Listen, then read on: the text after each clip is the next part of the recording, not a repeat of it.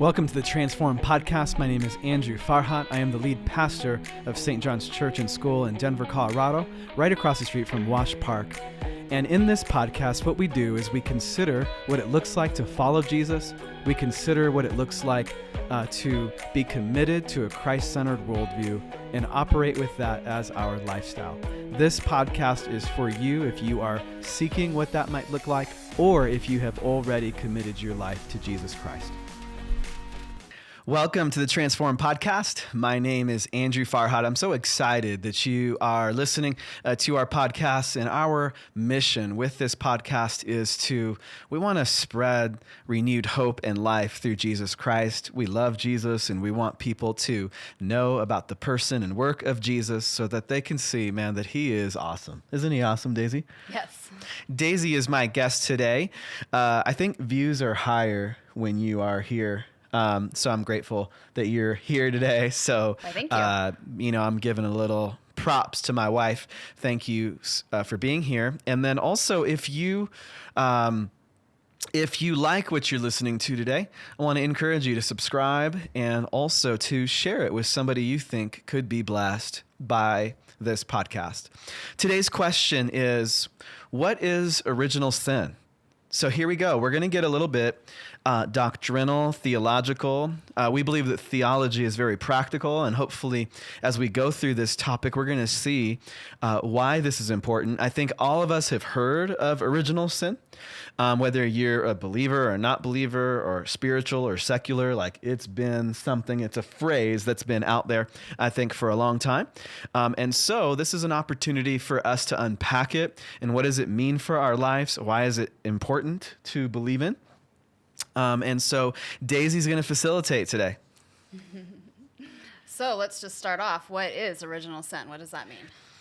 Psalm 51 verse 5 says this: "Behold, I was brought forth in iniquity, and in sin did my mother conceive me."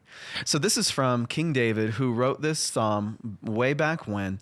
This is actually a psalm of repentance in the scriptures, and he is reflecting on his depravity. He's reflecting on his bondage and his utter need for the sheer grace of God in this passage. Also, the doctrine of original sin in the New Testament is famous in Romans 5, verses 12 and 18. Paul writes, "Therefore, just as sin came into the world through one man, and death through sin, and so death spread to all men because all sinned." And then in verse 18, "Therefore, as one trespass led to condemnation for all men, so one act of righteousness leads to justification and life for all men." So what Adam is saying in this passage of scripture is that through Adam's trespass, as our first father, sin spread to all humankind. So just as a virus starts on one part of the hard drive and then spreads throughout, this is how the doctrine of sin works. And maybe as we listen to this, we're like, okay, now I get it. Now I get why the world is the way the world is. Now I get why my children won't do anything I tell them to. There's a corruption of our nature that is there, where things are not quite in harmony with our Creator. They are not quite what God originally intended in the beginning. And so I think probably our first reaction to this is, man, this sucks. And yeah, because what this means is we come into the world and we do have a sinful nature. And I guess what I would say to this, Daisy, is that we are Western individualists, a lot of our hearers, not all, but some, and we think, man, your choices should just impact you. Other people's choices are their choices. Mm-hmm. So why does Adam's sin start me off on the wrong foot with God? And I guess I'd say, I understand like where your brain's going. However, that's simply not the way the world works. It's simply not the way it is. So our actions impact those around us. Many of us know the story of the big company Enron and how there were two executives at the top who embarked upon some endeavors where they were found guilty, of some things, and they were found guilty of some corruption. Now, hundreds of employees lost their jobs because of the corruption of those at the top. Now, you could say, well, why did they lose their jobs? Like, they didn't do anything wrong. Well, the sin of the people at the top impacted the people that they have relationships with. So the doctrine of original sin, I think, makes us think twice before we make a choice. Before you make that decision, before you do what you think you need to do, think about, how is this going to impact those around me? What difference is that going to make to my family, my community, the people that I care about? There's so many examples I can give. An abusive father, an unfaithful pastor, a sports figure that everyone looked up to that had millions of followers. And then finally, I like to use this example because I think it's very relevant still, is I remember in the 1990s, you remember when Rodney King was caught on camera? Well, I shouldn't say it that way. When the beating of Rodney King was caught on camera. And that was kind of a new thing back then, wasn't it, Daisy? Yeah, that was a really big moment in like childhood childhood news history. Right, because we didn't have cell phones yet. No. We didn't have all that yet, so it wasn't as common for everyone to just record stuff. So somebody pulled out one of those camcorders at the time, and it was captured, and I think it was, the concern was there was an excessive beating taking place, and it was certainly excessive, and I think everyone looking at it would agree. Mm-hmm. And it seemed to be race motivated, which also added to the fire.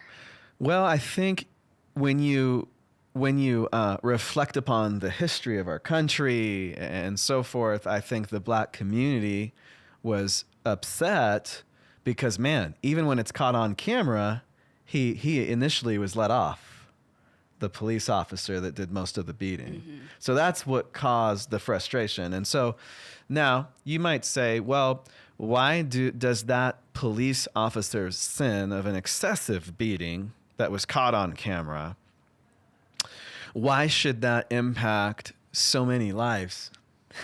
And my goodness, it impacted a lot of lives. It impacted the city of Los Angeles in a significant way.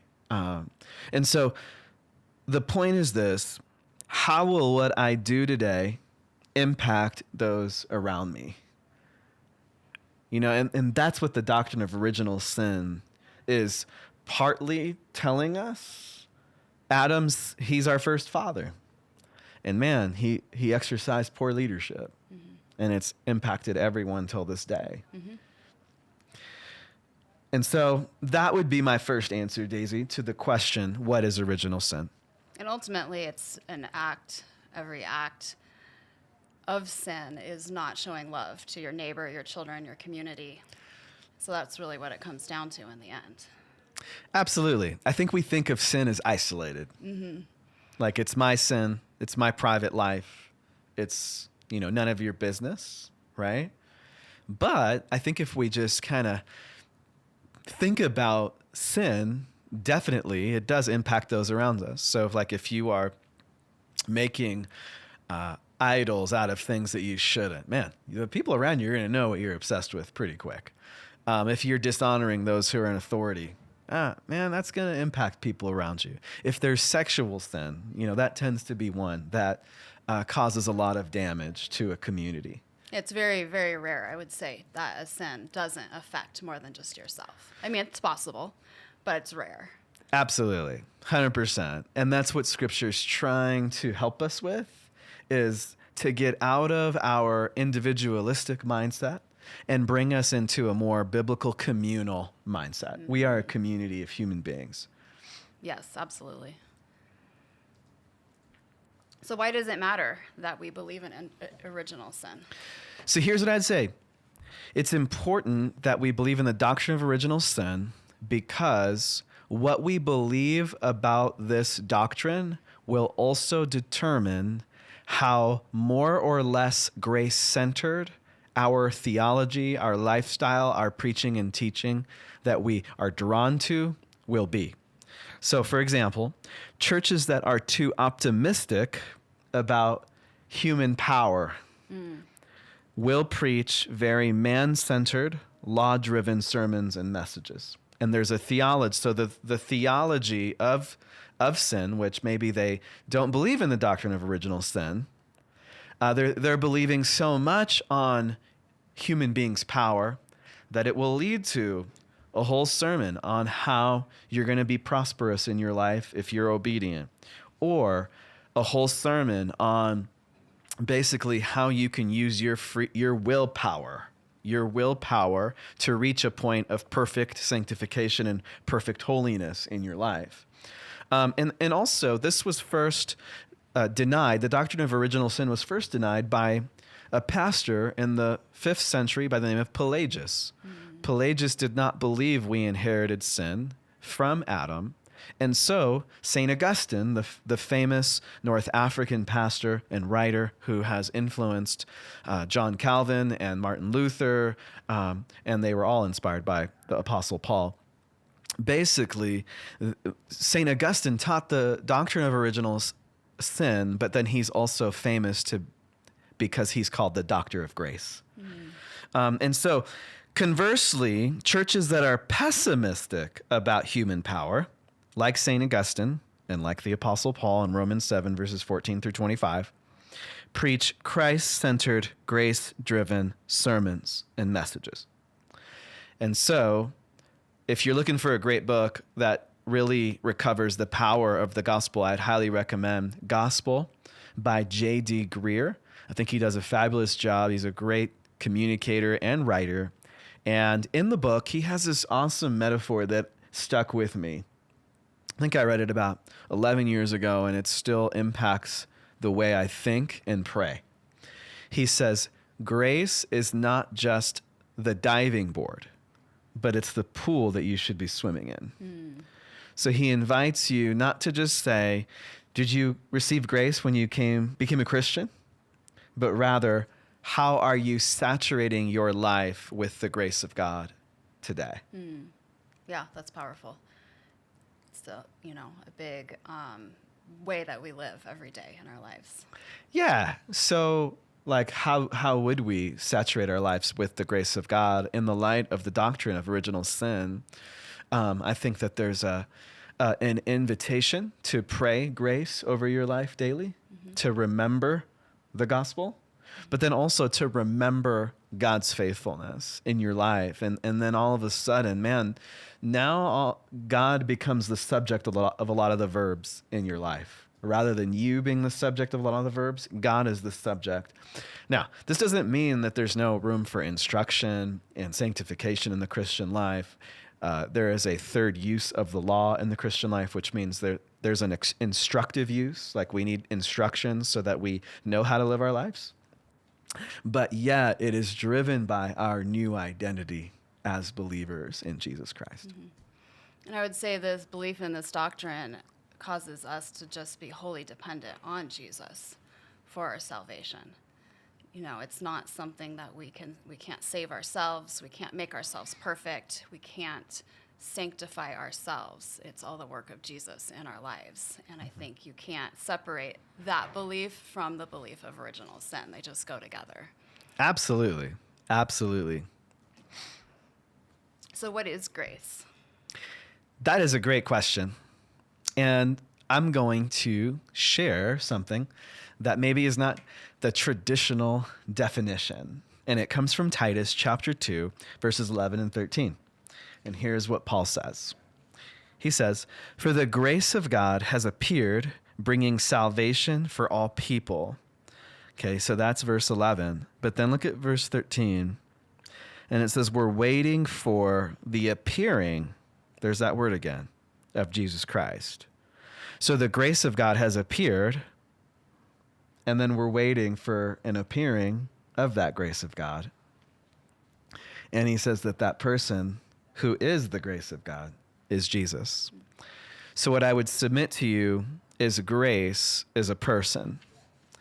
Grace is not just a concept. You see, and I think this makes all the difference, because I think a lot of churches that have become law-driven are reacting to a weak theology of grace as a concept. And maybe that concept has just been taught like it's a hall pass. You have a pass. You suck, but you get a pass. Mm-hmm. Well, that's not so transformational. Right. It's like you're off the hook. So if we preach grace as if it simply gets us off the hook, then we have missed out on how the New Testament talks about grace. Grace is a person. That person is Jesus, and he's a person that we see.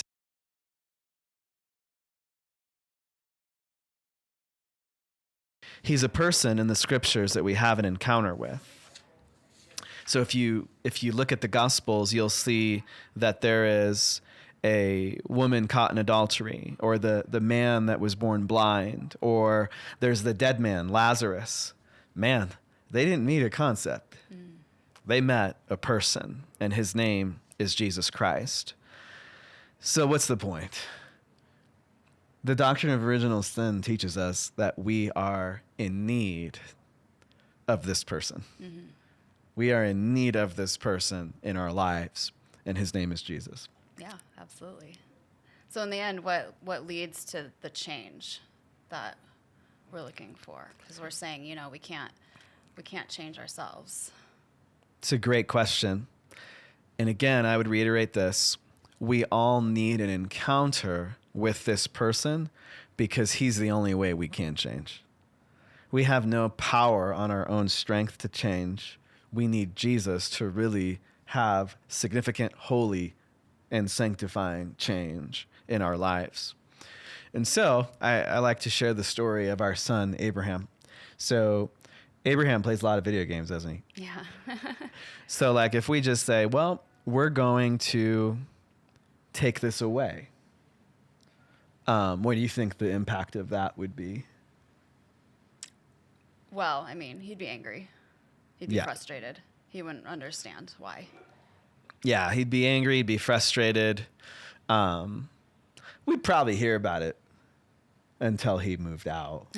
That's probably, you know what I'm saying? Yeah. And so it'd be tough. And so I guess the question is, if we really think that this is something that needs to change, what would cause him to want to give his time, energy, and resources to something else?